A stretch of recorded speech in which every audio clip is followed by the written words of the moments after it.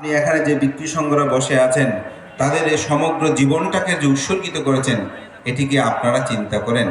আমরা সাধারণত দেখতে দেখতে নিজেদেরকে স্বাভাবিক মনে করি। অতি সাম্প্রতিক সময়ে আমি একটা চেকআপের জন্য এক জায়গায় গিয়েছি। তো হিন্দু পরে বছর তিনি হিন্দু ভদ্রলোক হতে পারে। তিনি আমাকে জিজ্ঞাসা করছেন, আপনি এই জীবনে কত, আপনার নামটা জিজ্ঞাসা করলো।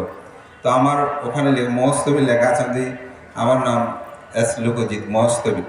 বলো যে মহস্তবী এটা হতে কেমন লাগে, মানে কত সময় লাগে আপনাদের এই জীবনে?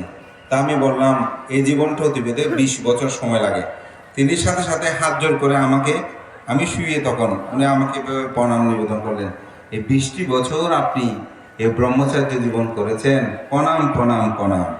তিনি আমাকে হাত জোর করে বললেন প্রণাম প্রণাম। অর্থাৎ 20টা বছর একজন ভিক্ষু তার জীবনকে অতিবাহিত করা এটি সহজ বিষয় কিন্তু নয়। আমরা হয়তো জন্ম থেকে দেখতে দেখতে আমাদের কাছে এটি স্বাভাবিক মনে হয়।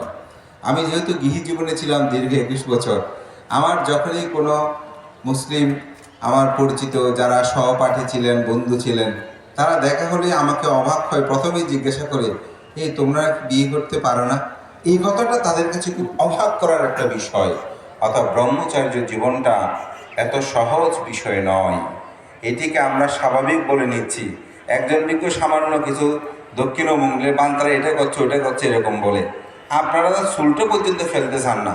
অনেকে প্রশ্ন করতে বানতে মা বাবা মৃত্যুবরণ করলে চুল ফেলতে হবে, কোনো ধর্মের নিয়ম আছে? আমি বললাম এত কথা বলার দরকার কি, চুলটা ফেললে সমস্যা আছে? আমরা প্রত্যেক দিন ফেলি। আপনি মা বাবা মারা আছে একদিন ফেলতে সমস্যা কোথায়? বলছে না বানতে একটু দেখতে কেমন কেমন লাগে। তাহলে চিন্তা করে দেখেন, নিজের পিতামাতা মৃত্যুবরণ করে চুলটা ফেলতে কেমন কেমন লাগে।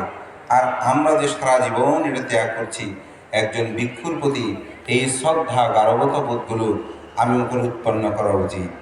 আপনি যদি বলেন কত ধরনের কাপড় চোপড় করেন, কত ফ্যাশন, একজন ভিক্ষু একই ধরনের চিবর সে পরিধান করে সারাটা জীবন তিনি উৎসর্গিত করেছেন।